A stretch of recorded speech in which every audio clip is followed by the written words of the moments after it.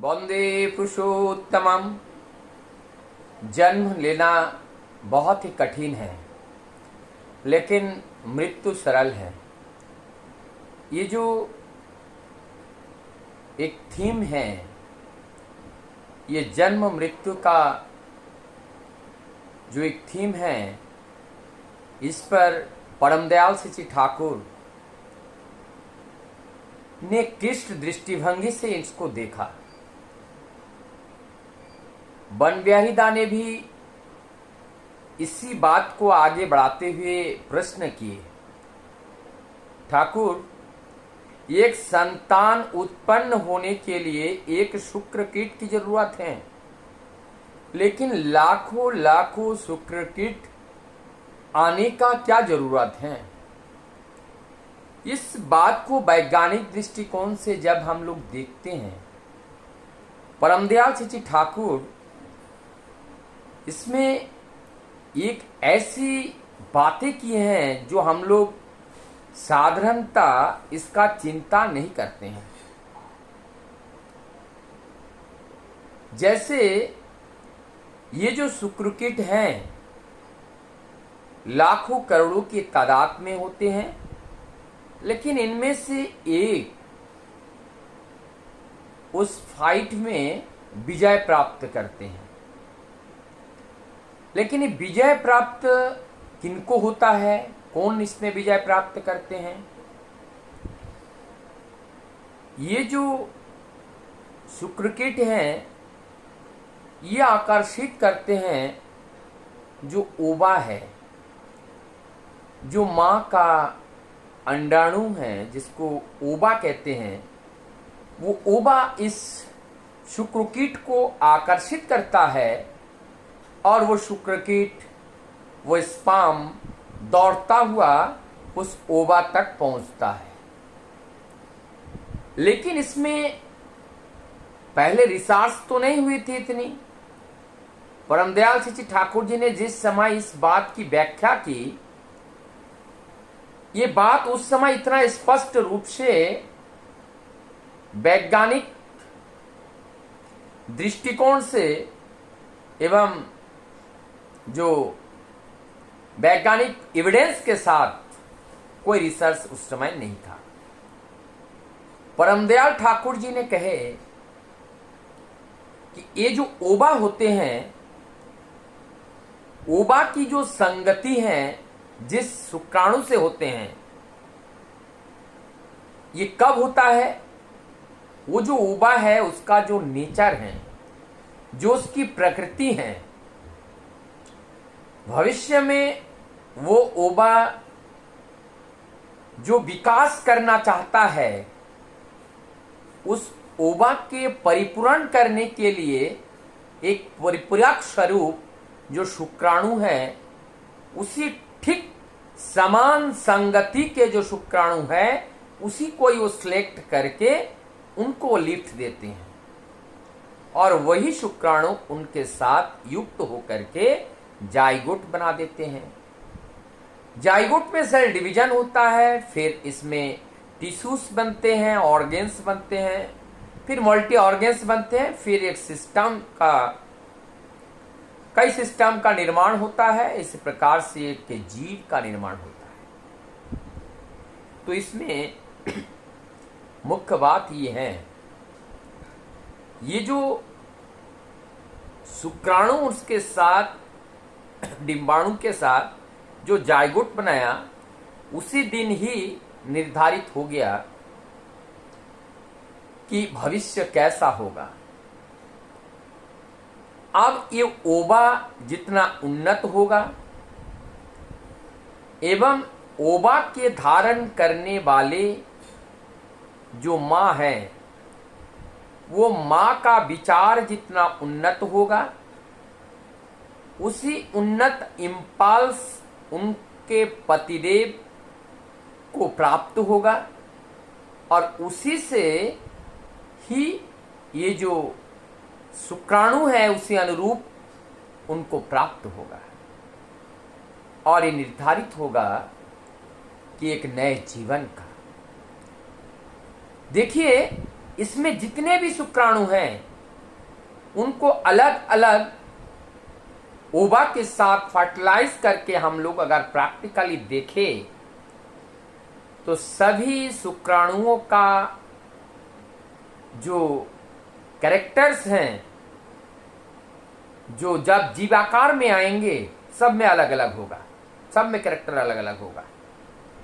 इसका मतलब इस शुक्राणु के अंदर जो लाखों लाखों शुक्राणु हैं, इसके अंदर सभी प्रकार के, सभी क्वालिटी के शुक्राणु इसके अंदर हैं। लेकिन उस शुक्राणु को लेने की क्षमता, अट्रैक्ट करने की क्षमता, ये अपना हाथ का खेल नहीं है। ये चरित्र निर्माण करने के माध्यम से ये उसको अट्रैक्ट करता है और ये बायोलॉजिकल प्रोसेस है। बायोलॉजिकल प्रोसेस किसी के हाथ से कंट्रोल नहीं होता है, ये ऑटोमेटिकली ये कंट्रोल होते हैं, ये ऑटोमेटिक कंट्रोल होता है। तो इसमें हमें कितना ध्यान रखना होगा।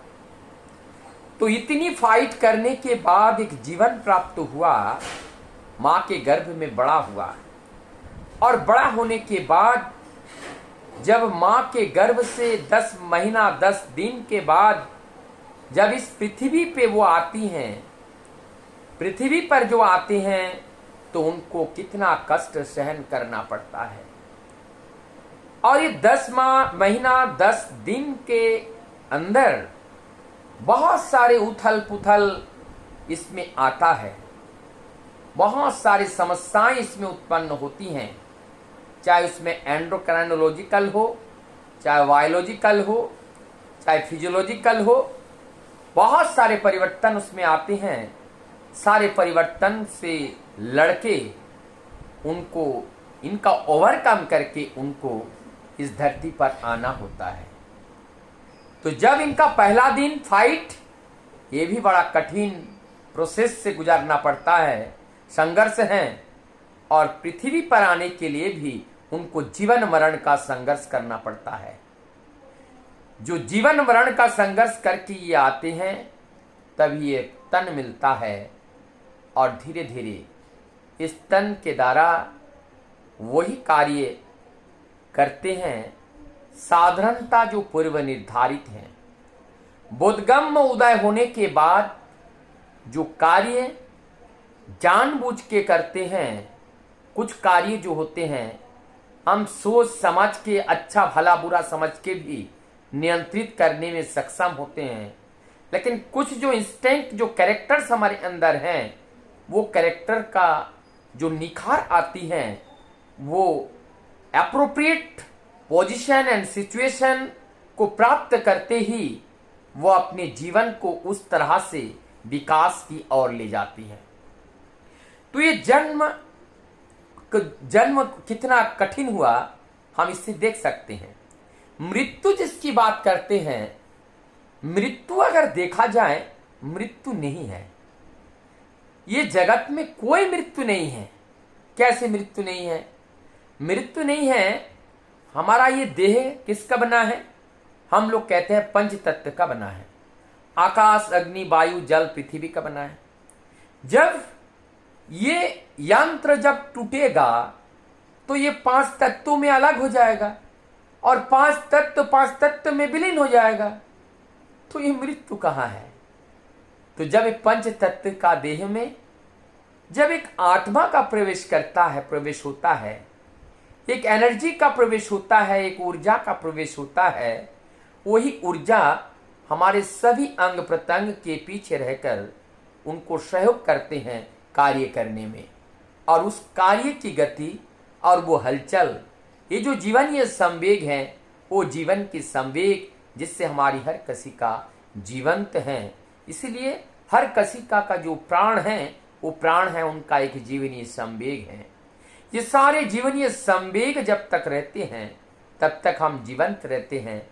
जीवनीय संवेग जिस दिन खत्म हो जाती हैं, उस दिन हमारा ये देह भी खत्म हो जाता है। तो इसका मतलब ये जो हम मृत्यु कहते हैं साधारणता, ये मृत्यु नहीं है। ज्ञानीजन इसको मृत्यु नहीं कहते हैं। ज्ञानीजन इसको कहते हैं वस्त्र बदलना। हम अपने आश्रय बदलते हैं, अपने प्लेस बदलते हैं, अपने स्थान बदलते हैं, और वो जो हम पात्र थे, हमारी पात्रता बदल जाती है, लेकिन वस्तुतः हमारा मृत्यु नहीं होते हैं। इसलिए हमारा ये जो यात्रा है, ये अनंत काल की यात्रा है, अनंत काल तक हम चलते रहते हैं। तो हमारी ये जीवन और मरण दो चीजें आई हैं। जीवन और मरण। जीवन बड़ा कठिन होता है, जीना कठिन होता है, लेकिन मरना अत्यंत सहज होता है। ये मरने के बाद हमारा कोई दायित्व ये सशरीर में करना नहीं पड़ता है। ना तो हम कोई संचित कर पाते हैं, ना तो हमारा प्रारब्ध भोग पाते हैं, ना तो हम कोई कृत कर्म कर पाते हैं। शरीर के बिना ये सब नहीं कर पाते हैं। तो क्या होते हैं, शरीर जब चला जाते हैं, सूक्ष्म शरीर पड़ा रहता है, सूक्ष्म शरीर वो भोगता है। लेकिन जब अच्छा कर्म करता है, ये सूक्ष्म शरीर उपभोग करता है। और वो चाहे हम उसको स्वर्ग कहे, चाहे हम उसको देवलोक कहे, चाहे गुलोक कहे, जहाँ पे भी कहे, वो आत्मा आनंद में रहती है, वो जो सूक्ष्म शरीर आनंद में रहती हैं। लेकिन अगर हम गलत कार्य करते हैं, हमारा सिंचित फल जो है वो दुखदायी अगर है, तो हमारा ये जो सूक्ष्म जीवन है बहुत यंत्रणामय होता है, बहुत कष्टदायी होते हैं, बहुत ही विचलित होते हैं, बहुत ही असहज होते हैं। और ये जो आत्मा है, ये प्रताड़ित आत्मा होते हैं, दुखी आत्मा होते हैं।